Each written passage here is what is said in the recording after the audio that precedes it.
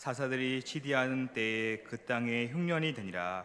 유다 베들레헴의 한 사람이 그의 아내와 두 아들을 데리고 모압 지방에 가서 거류하였는데 그 사람의 이름은 엘리멜렉이요 그의 아내 이름은 나오미요 그의 두 아들의 이름은 말론과 기론이니 유다 베들레헴 에브라 사람들이더라.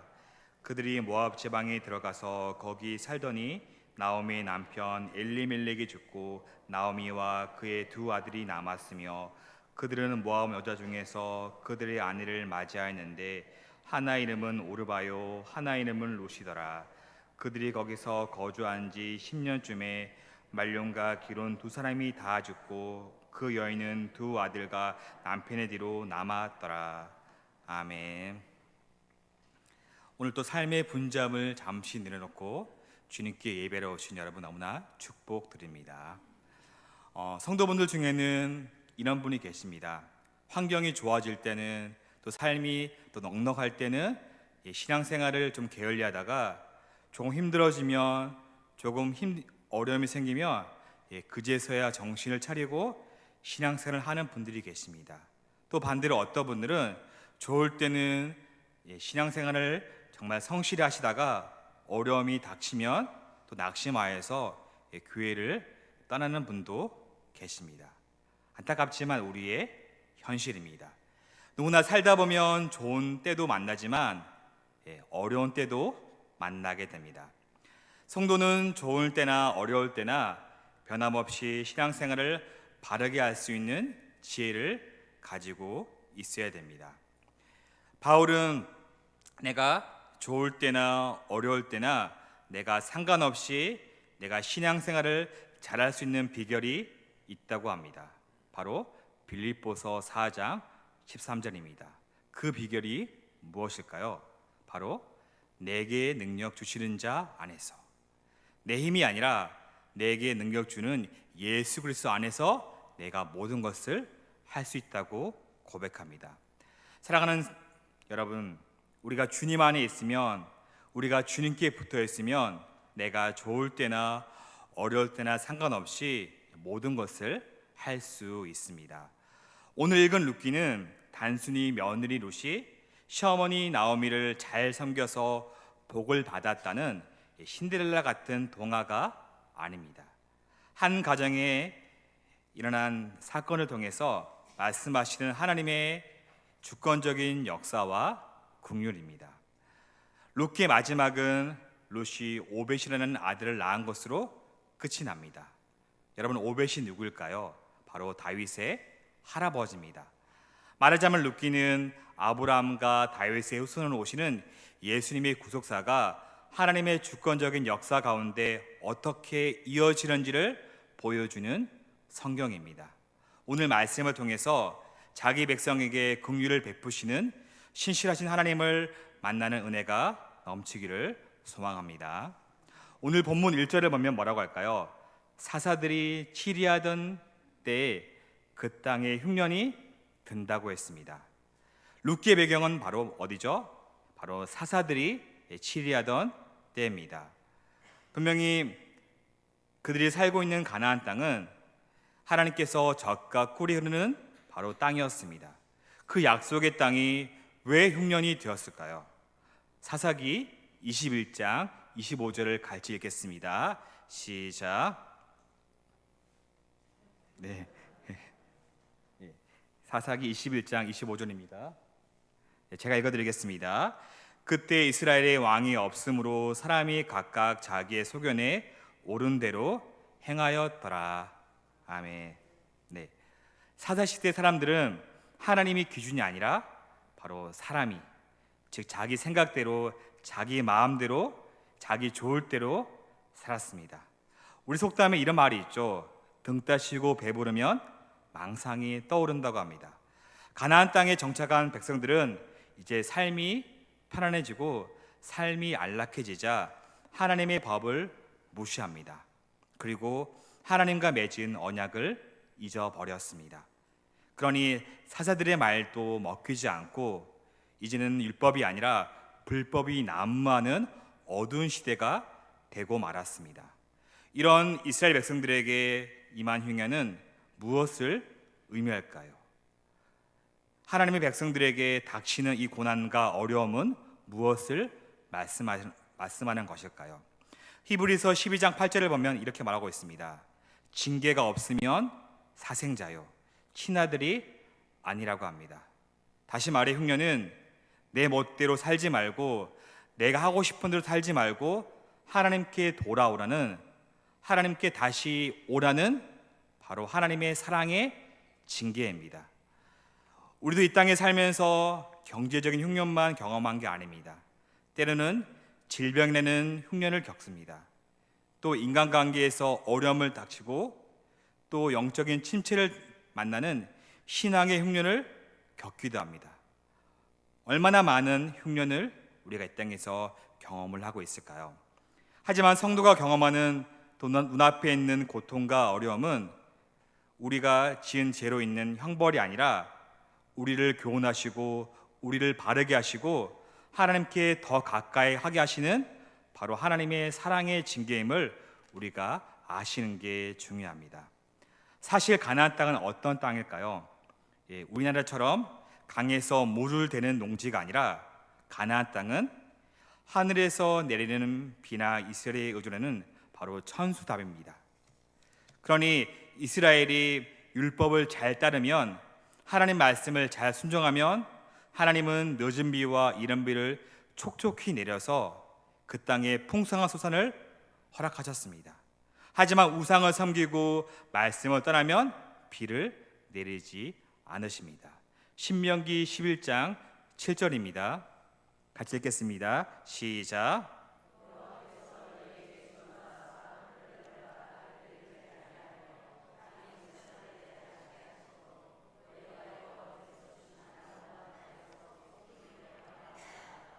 아멘.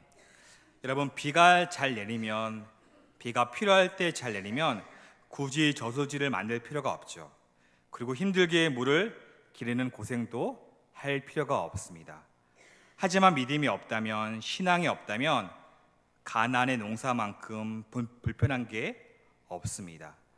사람은 보이지 않는 하나님의 손을 바라고 기다리기보다는 내가 힘들어도 눈에 보이는 저수지에서 물을 길러서 농사 짓는 게 더 마음이 편하죠.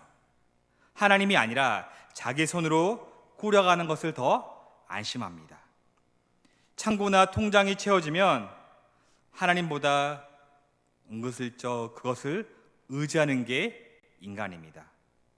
사는 게 넉넉할 때는, 또 매사가 잘 되면 뭐라고 할까요? 모든 것이 하나님의 은혜라고 고백합니다. 하지만 우리가 이 땅에 살면서 결핍과 부족이 오면 우리가 진짜 무엇을 의지하는지를 나타납니다. 그래서 우리가 진짜 믿음이 아니라 우리가 가지고 있는 물질 때문인 것을 나타내게 됩니다.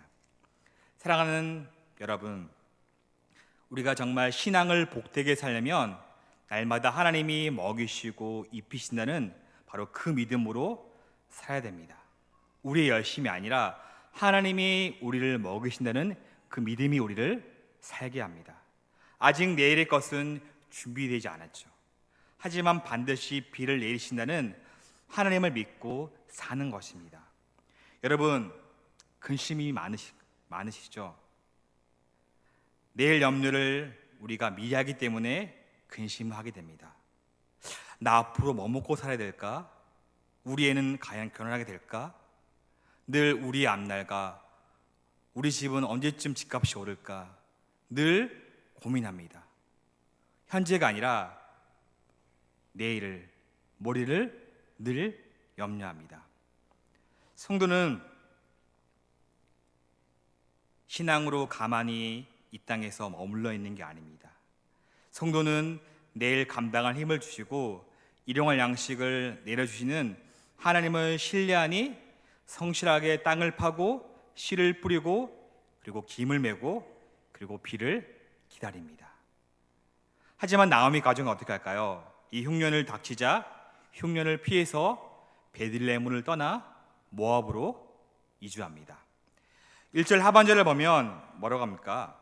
유다 베들레헴에 한 사람이 그의 아내와 두 아들을 데리고 모압 지방에 가서 거류했다고 말씀하십니다.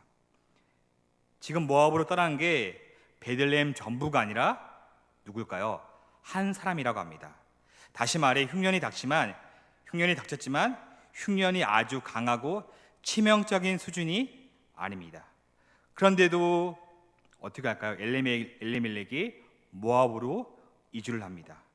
이건 왜 그럴까요? 앞으로 흉년이 더 닥칠 거라는 나름대로 상황을 판단해서 바로 옮기게 됩니다.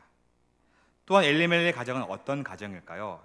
가난한 가정이 아니라 비교적 물질적으로 풍부했습니다. 룻기 1장 21절입니다. 내가 풍족하게 나갔더니 여호와께서 내게 비어 돌아오게 하셨느니라. 돈이 없는 게 아니라, 먹을 게 없는 게 아니라 넉넉하지만 더 넉넉하기 위해서 떠난 것이죠. 단순히 먹을 것이 없어서 내가 직장을 구하러 간 게 아닙니다. 더 잘 살기 위해서, 더 부자가 되기 위해서 내려갔습니다. 어찌 보면 엘리멜렉은 어떨까요? 판단력이 빠르고 가장으로서 책임의 아주 훌륭한 분으로 느껴집니다. 결국 이 가정의 모압 이주는 신앙이 아니라 지극히 현실적인 상황 판단으로 이 모든 것이 이루어집니다. 오늘날 많은 사람들이 어떻게 할까요? 엘리멜렉처럼 빵을 찾아서, 돈을 찾아서, 풍요를 찾아서 많이 떠납니다. 여러분, 엘리멜렉의 뜻은 무엇일까요? 하나님은 나의 왕이시다입니다. 그런데 엘리멜렉은 어떻게 할까요? 흉년 앞에, 어려움 앞에 있지만 하나님께 묻지 않고 모압으로 넘어갑니다. 기도하지 않고 하나님의 인도하심을 받지 않습니다. 역대상 10장 14절입니다. 우리 같이 읽겠습니다. 시작.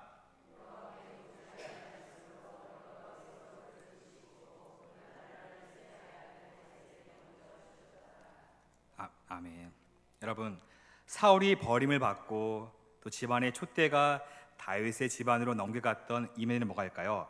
여호와께 묻지 아니함, 여호와께 기도하지 않았기 때문에 촛대가 넘어갔다고 합니다. 하나님께 묻지 않은 인생은 뭐가 될까요? 결국 내가 하고 싶은 대로, 내 뜻대로 살겠다는 바로 자신의 고백입니다. 그래서 겸손한 성도의 태도는 뭘까요? 하나님께 기도하는 자가 바로 겸손한 성도의 모습이죠. 시편 73편 28절에 보면 하나님께 가까이함이 내게 복이라고 합니다. 내가 무엇을 많이 한 게 아니라 주님께 가까이 갈 때, 주님을 의지할 때, 내가 예배할 때 그것이 내게 복이라고 합니다. 그래서 우리는 늘 어떻게 할까요? 늘 기도의 자리를 목말라야 됩니다. 기도의 자리를 사모하고 여호와께 인생을 묻는 복된 성도 되시기를 축복합니다. 이제 엘리멜렉은 모압에 거류합니다. 1절의 거류라는 말의 원뜻은, 거류의 원뜻은 외국인으로 살아간다는 말입니다. 다시 말해 엘리멜렉이 정착이 아니라 잠시 머문다는 말입니다.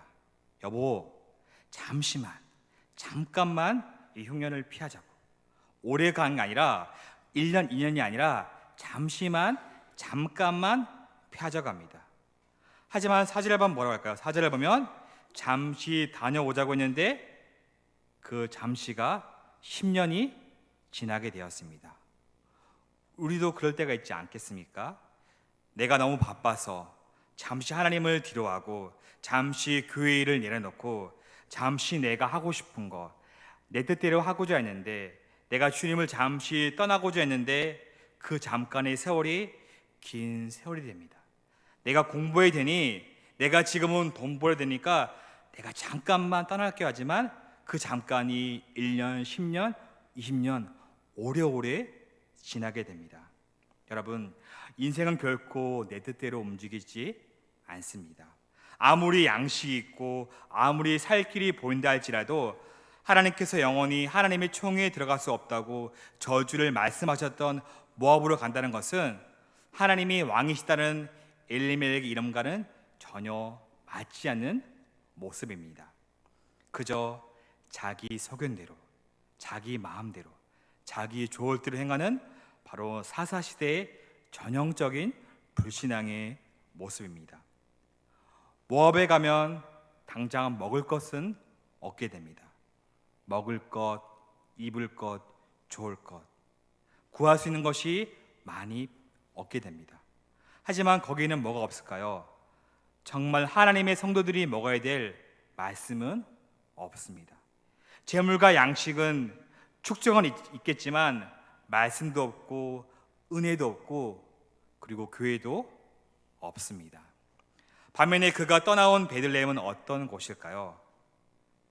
비록 베들레헴이 가장 어둡고 영적인 암흑 시대지만, 그리고 하나님의 징계로 흉년까지 찾아왔지만, 그럼에도 여전히 하나님의 은혜가 허락된 땅이 바로 약속의 땅입니다. 우리가 볼 때는 초라해 보이고 우리가 볼 때는 아무것도 없어 보이지만 하나님의 은혜는 계속해서 이어집니다. 하지만 백성들은 어떻게 할까요? 너무 심하다 정도로 계속해서 악행을 반복합니다. 하나님은 그들의 태도를 바꾸지 않고 더 악해질 것을 아시면서도 계속 그들에게 진노하시기보다는 계속해서 긍휼을 베푸십니다. 그리고 사사를 통해서 건지고 또 건져내십니다. 하나님의 긍휼하심이 있었기 때문에 자기 소견대로 마음대로 살아갔지만, 암흑의 시대지만 이스라엘이 망하지 않고 바로 그 역사가 계속 이어진 것입니다. 그러니 백성들이 정말 그것을 안다면, 하나님의 은혜를 안다면, 내가 지금은 힘들어도, 내가 지금은 아파도 하나님의 긍휼과 하나님의 은혜가 있는 그 땅에 남아야 됩니다. 그래도 말씀이 전해지는 그곳, 하나님의 은혜가 허락되는 그곳, 바로 베들레헴 떡집에 남아야 됩니다. 모압에 갔다는 것은 무슨 뜻일까요? 육신의 떡을 위해서, 내가 잘 먹고 잘 살기 위해서 생명의 떡인 말씀을 버린 것입니다. 은혜를 포기했습니다. 하나님이 주신 은혜, 하나님이 주신 흉년의 그 징계의 은혜를, 징계 의미를 하나님께 묻지 않고 하나님께 은혜를 구하는 신중한 고민 없이 그저 마음 내키는 대로 당장 먹고 살기 위해서 그렇게 행동합니다. 3절부터 5절까지는 그렇게 자기 소견대로, 그렇게 자기 마음대로 행동한 흉년을 피해서 모압으로 내려간 결과가 무엇인지 우리에게 똑똑히 보여집니다. 잠시 내려가는데 엘리멜렉은 죽어서 영원히 그곳에 머물게 됩니다. 나오미는 남편의 죽음을 봤으니까 어떻게 할까요? 남편의 죽음이 하나님의 징계이구나, 하나님의 경고이구나 라고 깨닫고 다시 약속의 땅으로 돌아와야 해죠. 하지만 나오미는 귀국을 포기합니다. 남편을 잃어버리고 아이를 데려오는 것이 사람들에게 부끄러울 것입니다. 자기들만 살겠다고, 좀 더 잘 살겠다고 했지만, 그렇게 이주를 했지만 결국에는 사람들이 말하는 비난과 멸시가 두려웠기 때문입니다. 바로 나오미의 체면과 나오미의 자존심이죠. 분명 체면도 중요하고 자존심도 중요합니다. 하지만 체면보다, 우리의 자존심보다 더 중요한 것은 바로 하나님과의 관계입니다. 나오미는 사람들의 시선을 의식해서 모압에 계속 정착합니다. 우리도 마찬가지입니다. 교회에 왔지만 사람들에게 내가 어떻게 보여지는지, 내 체면만 앞세우다 보면 나오미처럼 행동하기가 쉽습니다. 그러면 그 결과가 무엇이게 될까요? 한 아들이 죽어도 어처구니 없겠지만 두 아들이 연달아 죽고 맙니다. 꿈을 쫓아서, 희망을 쫓아서, 소망을 쫓아서 모압으로 갔지만 모압에는 꿈도 없고 희망도 없고 아무런 기쁨도 없었습니다. 이주한 지 10년 만에 엘리멜렉 가정은 완전히 몰락합니다. 말씀을 마무리하겠습니다. 베들레헴을 떠나 모압으로 내려간 엘리멜렉은 인간적인 모습을 보면은 정말 아내를 사랑하고 자식들을 사랑했습니다. 그리고 가족들에 대한 책임감을 느끼고 정말 재빨리 행동하죠. 하지만 그의 행동은, 그의 사랑은 비극적인 결말로 끝나고 말았습니다. 여러분, 엘리멜렉의 실수가 무엇일까요? 엘리멜렉의 잘못이 무엇일까요? 그것은 흉년의 때, 고난의 때에 인내하지 못했습니다. 하나님의 언약 안에 머물지 못했습니다. 하나님을 신뢰하지 못했습니다. 하나님의 지시와 하나님의 인내를 기다리지 못했습니다. 우리도 살다 보면은 흉년의 때를 만나게 됩니다. 여러분, 그때 내가 앞서는 것이 아니라 하나님이 앞서 가셔야 됩니다. 기도보다 앞서면 안 됩니다. 사람들이 이리라 저리라 하는 말에 휘둘리기보다는 하나님께 먼저 기도하시고 하나님의 인도하심을 받으시기 바랍니다. 아무리 그것이 좋아 보이고 아무리 그것이 대단해 보여도 하나님이 인정하지 않으면 그 길로 가지 말아야 됩니다. 여러분, 나를 의지하지 마시고 내 배경을 의지하지 마시고 하나님을 의지하시기 바랍니다. 바울은 이렇게 고백합니다. 고린도후서 5장 7절입니다. 우리가 믿음으로 행하고 보는 것으로 행하지 아니하겠다랍니다. 성도는 믿음으로 행합니다. 바로 믿음은 보이지 않는 것이죠. 여러분, 우리 앞에 흉년의 때가 있으신가요? 위기의 때를 지내고 계시나요?